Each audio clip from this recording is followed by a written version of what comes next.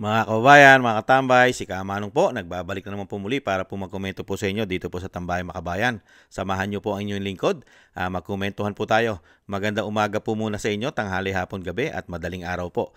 Sana po nasa maayos po tayong kalagayan. Ito po mga tambay, komentuhan po natin mga tambay.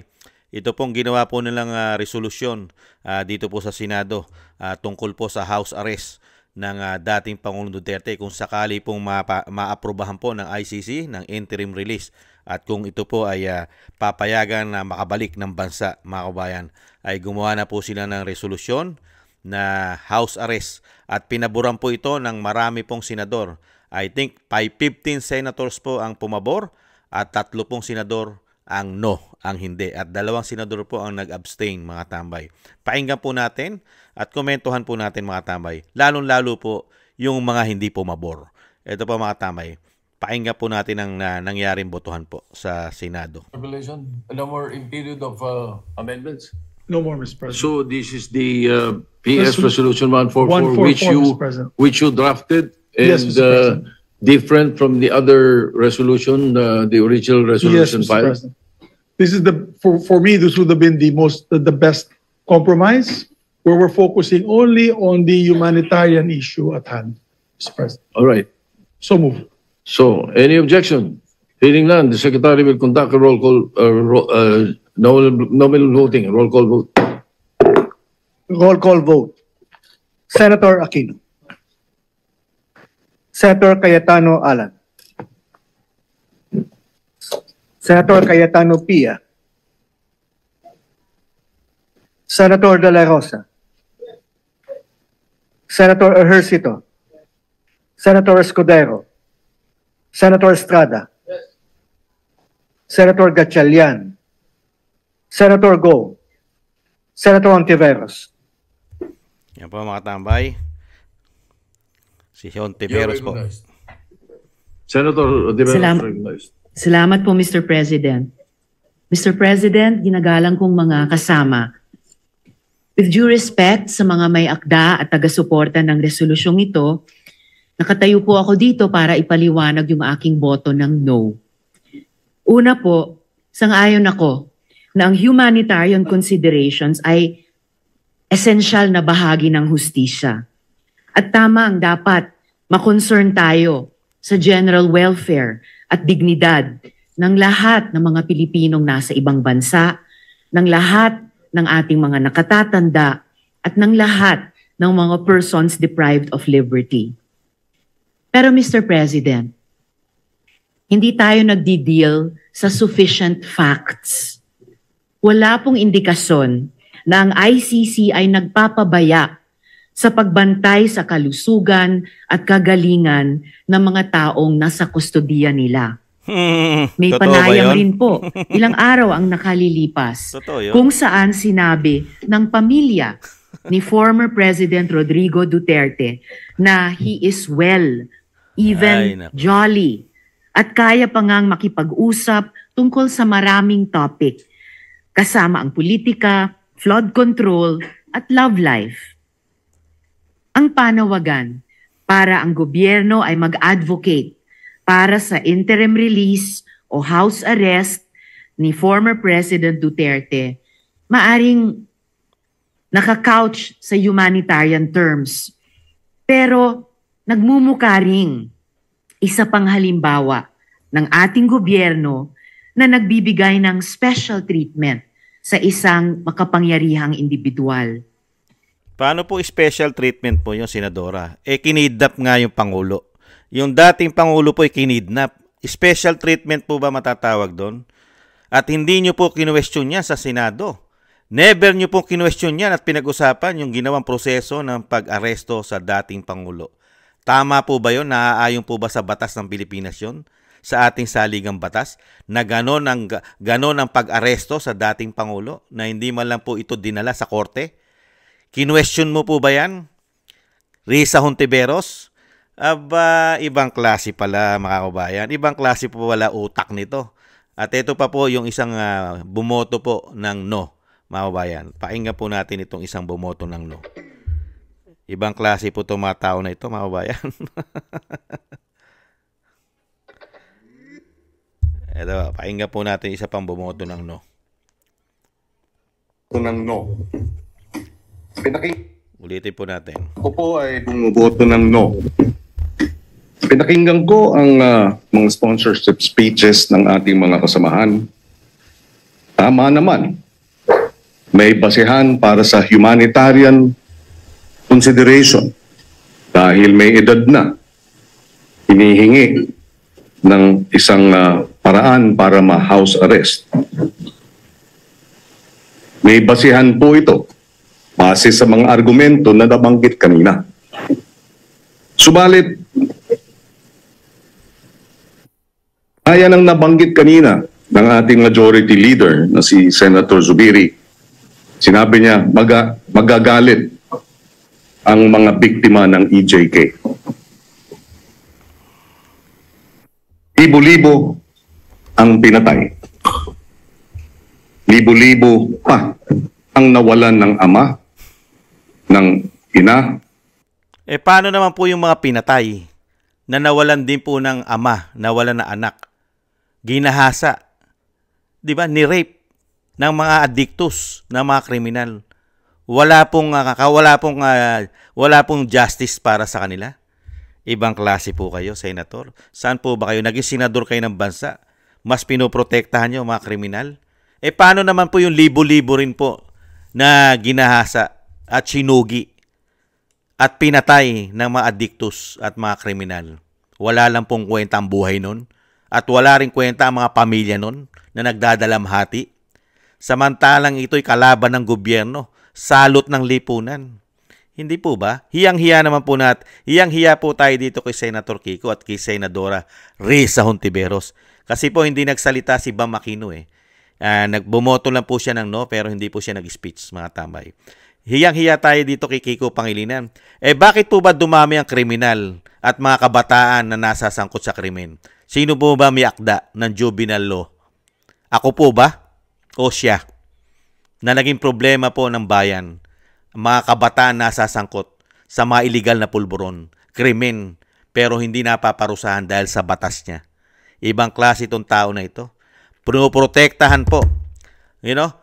Siya'y proud na proud po sa mga tao na naging salot ng lipunan. Pero wala siyang concern man lang si Kiko at si Risa doon sa mga biniktima. Mga biniktima, lalong-lalo po ng mga makakaliwang grupo. Hindi pa rin po niya kinukundi na yan. Yung mga biktima po na mahigit 50,000 na chinugi ng NPA. Wala po sa kanila yan. Anak. Na ang hiling ay hustisya. Aba, pambira. Tama rin na humingi ng hustisya. Saan tayo papanig? Tama, may basehan ang humanitarian consideration. Ngunit may basehan din yung daing at yung dalamhati at yung masasaktan na libo-libo nating mga kababayan na pinatay. Saan? Yan pa mga tambay, tigilan na po natin mga tambay. Wala po tayong mapapala sa mga ganitong klaseng senador, mga kababayan. Mas pinoprotektahan po nila ang mga nagiging masama po sa ating bansa. Pinoprotektahan po nila ang mga Pilipino ay okay lang po na tsumugi dahil protektado po ng kanilang batas at protektado po nila itong mga politiko na ito. Okay lang po dahil magkakaroon po ng hustisya pagka ikaw ay naging kriminal at naging addictus. May suporta ka po sa mga senador na ito. Bibigyan ka po nila ng katarungan. Pero yung mga nabiktima po at napakarami pong ginahasa pa, chinugi, di ba? Hino-hold up ka na, chuchugiin ka pa, aakyatin pa bahay mo. Di po ba ng mga taong ito?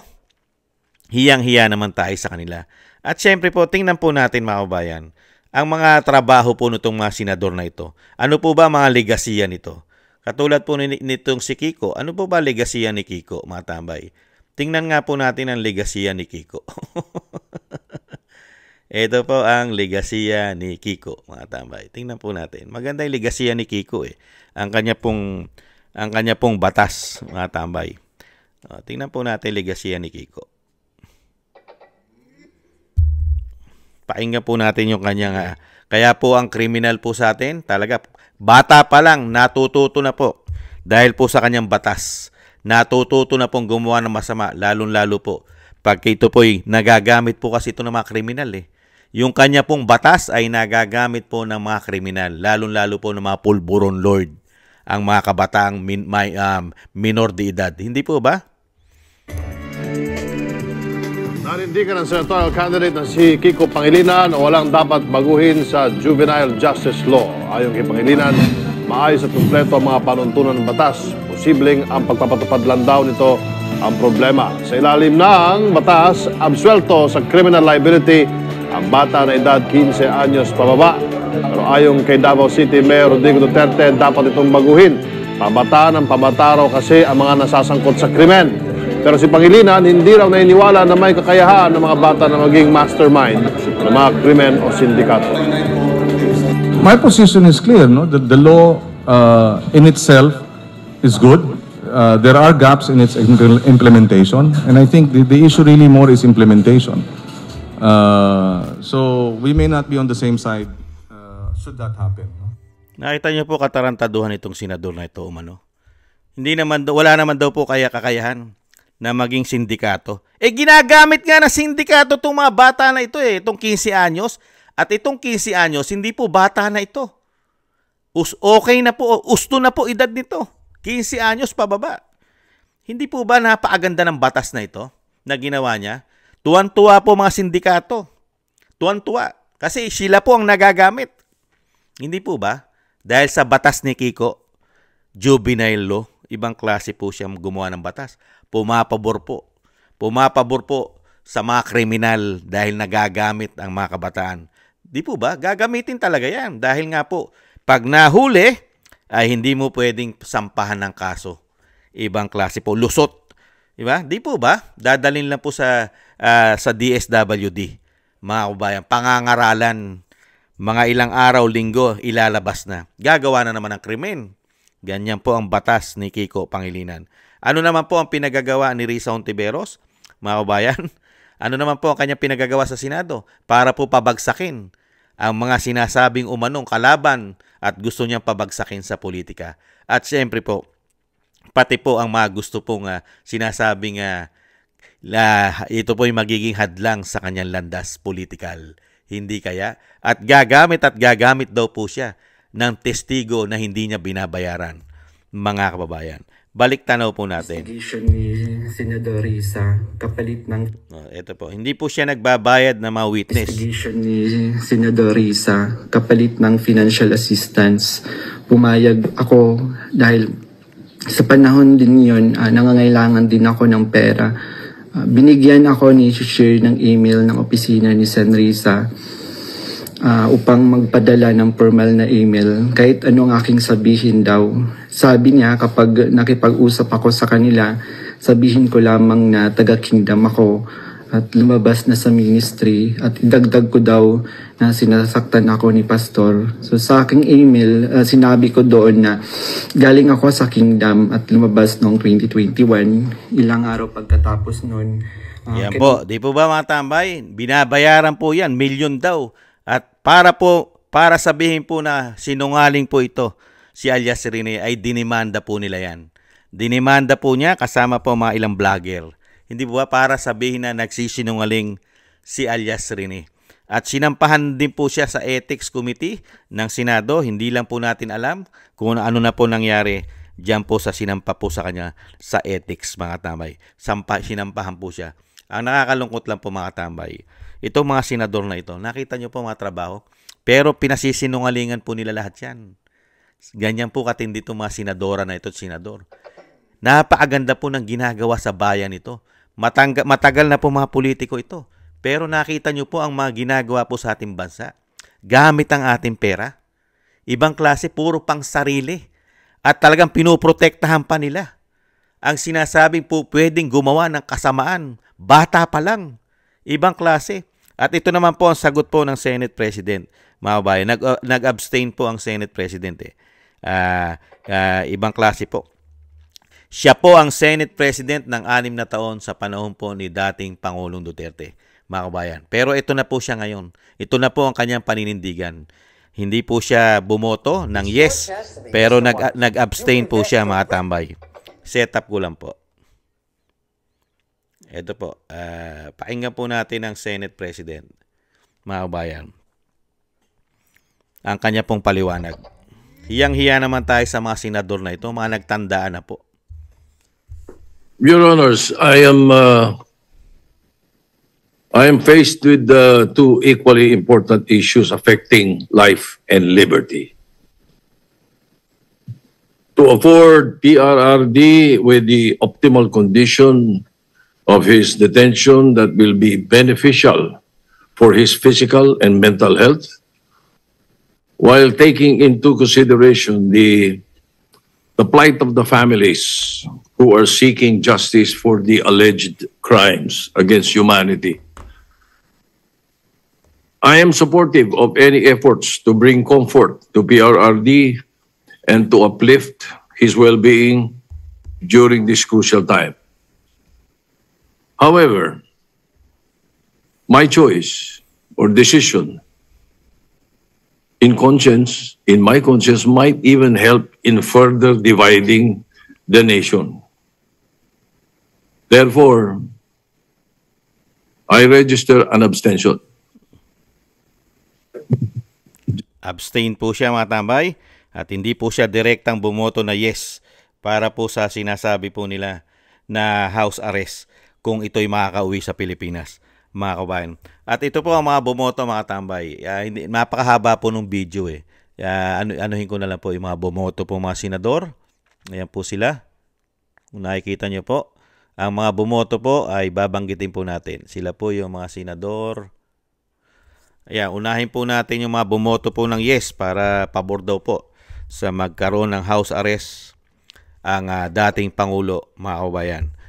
Sa pangunguna po nila Senator Cayetano, Senator De La Rosa, Senator J.B. Ercito, Senator Jinggoy Estrada, si Senator Gatchalian, Senator Bongo, Senator Lacson, Senator Legarda, Senator Marcos, Senator Marcoleta, Senator Padilla, at Senator Erwin Tulfo, Senator Villanueva, at Senator Villar, at Senator Zubiri, mga tambay.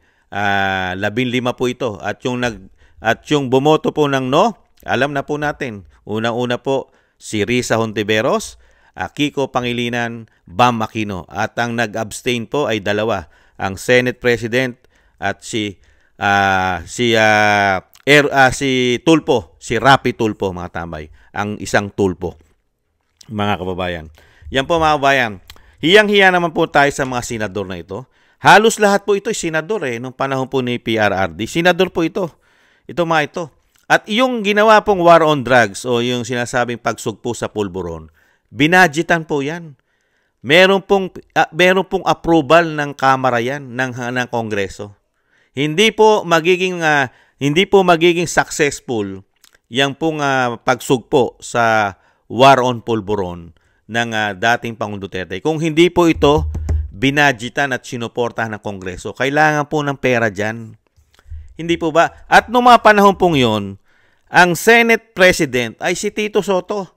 6 na taon. Suportado po nila yan, yung programa na yan. Dahil nga po ang ating bansa ay narco-politics na. Nagagamit na po pati po ng mga kapulisan at ng mga politiko. Ginagawa po nilang yang hanap buhay at pinagkakakitaan at nagagamit sa politika. Nagiging kapital nila sa politika. Kaya nga meron pang senadora na nakulong dahil nagamit sa politika. Hindi po ba? At yung programa na yan ay aprobado nila. Majority ng Senado at majority ng House of Representatives, aprobado po nila yung programa na yan. Sa katunayan, binadgetan nila yan at nagpagawa pa ng isang damukal na mga rehabilitation center sa buong bansa. Di po ba? Para yung mga magbabagong buhay ay may mapuntahan dahil may programa ang gobyerno, binadgetan ng Kongreso. Hindi po ba? Hindi naman tayo tangat bobo, kailan lang yan. At nakita po natin kung gaano karami po ang sumuko at nagparehab. Milyon! Hindi po ba? Kaya nga po, napakaganda po ng programa dahil napakarami na po palang gumagamit ng pulburon at talagang Nagpaka-addicted na po sa pulburon sila. Di po ba? Kaya nga, milyon ang sumuko. Yung mga hindi sumuko, yun po yung lulong na hawak na ng mga narco-politics, hawak na ng mga kapulisan na gumagawa ng masama. Mga bata-bata nila yan, tauhan nila yan. At karamihan po ng mga natsugi dyan, mga kababayan, ay sino po ang may gawa? Umano. Sila rin. Para po hindi sila ikanta. Dahil sindikato po yan umano. Hindi po ba? At isa pa, mga kababayan. At isa pa, ito pong si Senator Tito Sotto, nagulat lang po tayo rito, mga tambay. Para bang siya po sanay na sanay po mamangka talaga. Kung ano po ang kanyang dinidikitan ay ganun po ang kanyang kulay. Para po unyango kung saan po nakadikit. Hindi po ba? Samantalang noong panahon po na yun ay proud na proud po sila. Proud na proud. Dahil po napakaraming nalinis na barangay. Hindi bababa sa 40,000 plus ang nalinis na barangay sa buong Pilipinas dahil nga affected ng salot na pulburon na nakakasira sa ating bansa.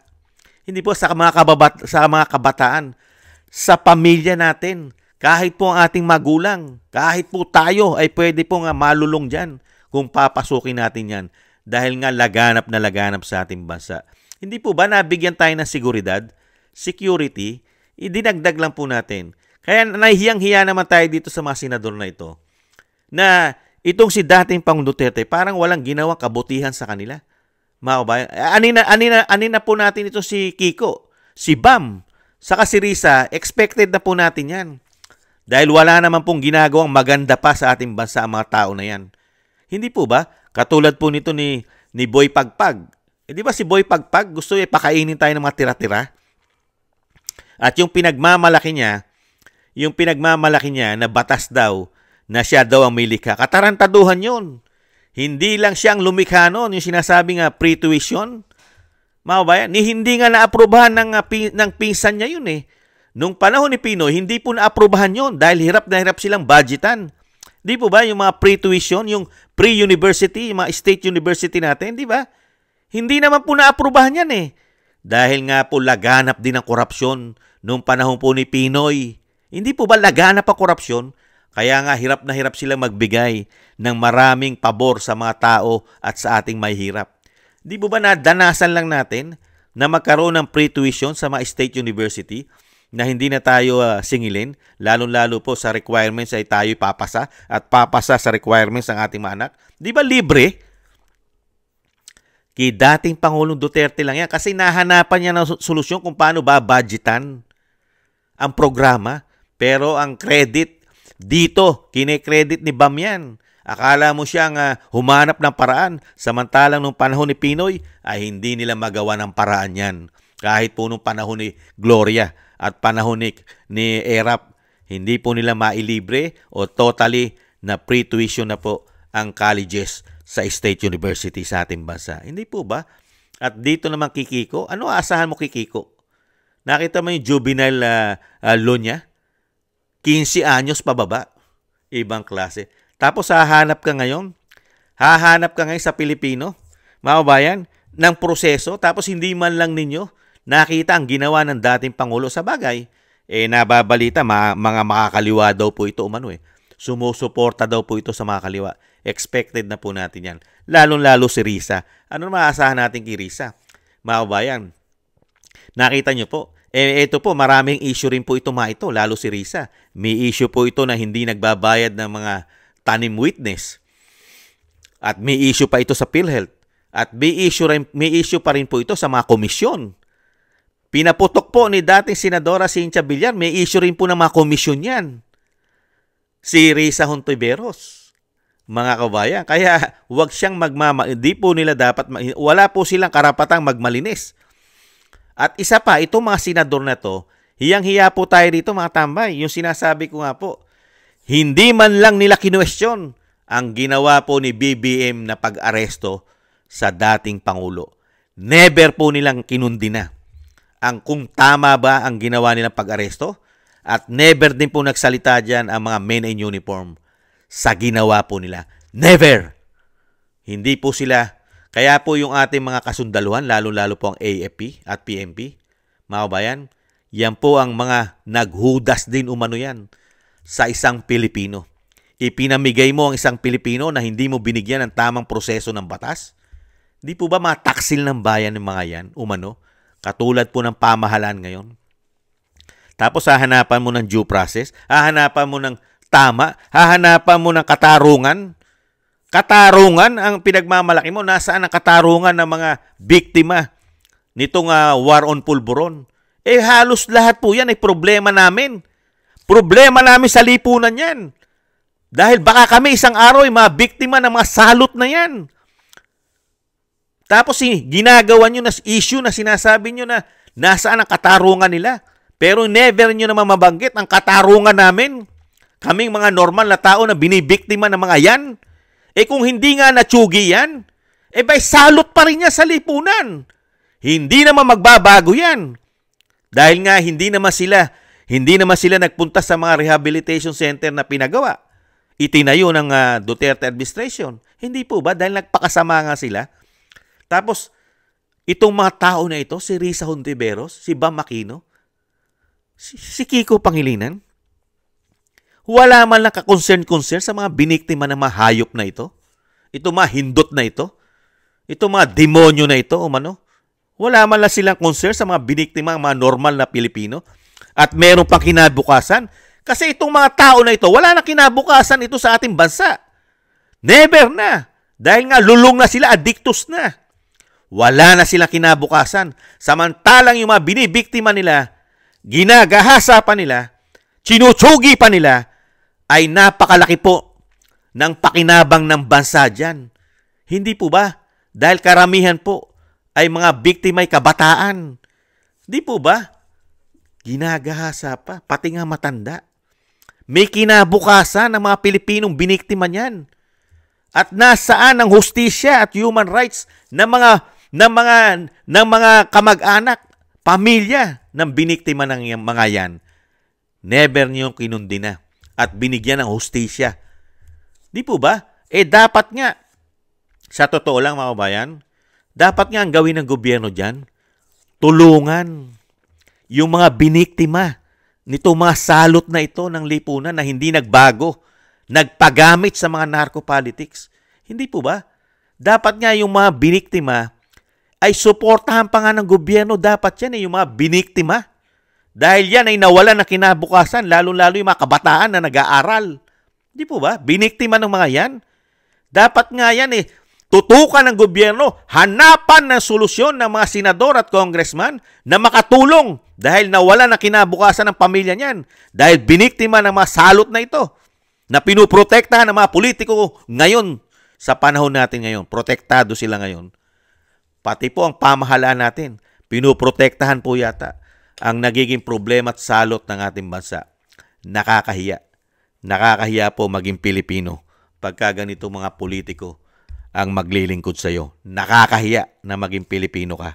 Mga kabayan, mas pinoprotektahan ang mga masasama kaysa sa mabubuting tao na wala po silang manlang puso at damdamin para kundinahin at bigyan ng respeto ang mga biktima at bigyan ng tulong. Wala man lang silang resolusyon para mabigyan ng tulong, mga kabayan. Saka isa pa, mga kabayan, yung ginagawa po nilang resolusyon dyan sa house arrest, wala pa rin pong bisa yan. Nada. Ang desisyon po ay nasa ICC. Wala po tayong jurisdiction sa ICC ang ating bansa dahil ibinigay na natin. Hindi po tayo nasasakop ng ICC at wala silang pakialam ang ICC sa atin. Ang masusunod pa rin ang ICC. Nonsense pa rin yan. Wala pa rin kasaysay-saysay yan. Mangyayari lang po yan, yung sinasabi ng resolusyon ng house arrest sa Pilipinas ng dating Pangulong Duterte. Kung papayagan pa ng ICC na yung interim release ay makauwi siya sa Pilipinas. Nasa ICC pa rin ang desisyon. Wala sa mga senador. Di po ba? Yung po ang real talk. Ang magdidesisyon pa rin ang ICC kung saan bansa, kung payagan man ang interim release yan, Pwede rin yan sabihin ng ICC na hindi na lumabas ng bansang Netherlands. Nasa kanila po ang tangan. Dahil nga po pinatapon na po yan. Pinatapon na ng Pangulo ng bansa. Ibang klase po yan. Kidnapping pa ginawa. Nawala ni isa man lang, kumikundi na ngayon. Di po ba? Hindi man lang nila bigyan ng resolusyon na panagutin sa batas ng Pilipinas ang mga gumawa at lumabag. Lalong-lalo sa ginawa nila sa dating Pangulo. Wala man lang tumatayo at gumagawa ng resolusyon para imbestigahan at mapanagot at kung sakali ma-impeach ang naghudas at nagtraidor sa isang Pilipino. Di po ba? Wala. Hanggang salita lang po sila. Hanggang privilege speech lang. Pero wala pong matibay na ginagawa na mapanagot talaga ang gumawa nito kay dating Pangulong Duterte. Hindi po siya makakarating doon. Kahit po ipamukha natin araw-araw kay Kiko, kay Risa Hontiveros, kay Bam Aquino, isama na natin si Tito Soto, kahit araw-araw natin ipamukha sa kanila, hindi makakarating at hindi madadala si dating Pangulong Duterte doon kung binigyan siya ng tamang proseso ng batas, kung hindi siya kinidnap at ginamitan pa ng isang damukal na pera yata ng taong bayan. Mismo pang eroplano na galing sa Pilipinas pa ang naghatid. At piloto pa ng Pilipinong piloto pa naghatid. Hindi po ba ganyan katarantaduhan yan? Ginamit po nila ang pera ng taong bayan di umano para po dito sa maitim na balak nila pagpapabagsak na walang proseso ng batas ang nakuha ni dating Pangulong Duterte. At kung ipagmamalaki nila na merong Interpol, wala pong Interpol sa Pilipinas noong mga time na yon. Sino lang pong nahandon? Isa lang pong general na nasibak din sa kanyang pagiging PNP chief. Siya lang ang nagbabasa ng warrant of arrest. Cellphone lang ang gamit. Hindi po ba? Kaya nga sinasabi natin, maglalagay kayo ng mga resolusyon na sinasabi nyo makakatulong. Hindi po yan ang makakatulong sa dating Pangulo. Ang makakatulong sa dating Pangulo, ibunyag ninyo ang tunay na utak para mabigyan at managot sa taong bayan at sa batas ng ating bansa. Hindi po ba? Bigyan siya ng katarungan sa ating bansa. Hindi po ba? Usigin. Tama ba yung ginawa nila? Yung sabwatan ng mga men in uniform, mga politiko? Tama ba? Yan ang magandang resolusyon na tutukan ninyo, kapakipakinabang sa taong bayan yan. Dahil ang batas ay nilalagay nyo na sa inyong mga kamay. Hindi po ba? Nagtatanong lang po si Kamanong. Yan po mga kabayan, ang ating pong kinumentuhan dito po sa mga politiko na gumagawa po ng resolusyon, lalo-lalo po sa house arrest, na wala pa naman po kasaysay-saysay sa panahon ngayon. Dahil unang-una, wala naman po sila at baka hindi naman sila pakinggan ng ICC. Mga kababayan, yung pag-release nga, hirap na hirap ibigay ng ICC. Yung makauwi pa sa Pilipinas, samantalang yung mismong Pilipinas, yung leader, yung commander-in-chief, ang umano, nagpatapon dyan umano. Di ba? Pinatapon mismo na commander-in-chief, pinirmahan niya yan. Tapos ngayon, pababalikin sa Pilipinas, pinatapon na nga. Hindi po ba? Kaya nga nahandun si Trillanes. Hindi po ba nahandun ang mga komunista, mga abogado na mga kaliwa, gigil na gigil, para harangin laging harangin at questionin ang interim release. Lalo-lalo na yung nahandun pa yung sundalong kanin na pambansang asong ulol. Hindi po ba mga kabayan? Maraming salamat po sa nagusto po natin tambayang mga kabayan sa YouTube at TikTok. At ganun din po sa mga subscribers po natin. Thank you po. At sa mga nagbibigay po ng tulong at biyaya, maraming salamat po sa inyo. Maraming salamat po sa mga tulong. At sa mga nagko-comment, like, share, and subscribe, thank you po. At siyempre po, yung dasal at panalangin po natin mga kabayan, ibigay po natin. Pagsamasamahin po natin na maingatan po ang pamilya Duterte, ang ating Vice President, ang ating dating Pangulo na madugtungan pa po ang kanyang buhay at kalakasan at makabalik po sa lalong mabilis sa ating bansa. Thank you po sa mga dasal. At tayo rin po ay mag-ingat, magdasal at nang maingatan po tayo at ang ating buong sambayanan. Maraming salamat po mga tambay. Ingat po tayo. Paalam. Bye-bye.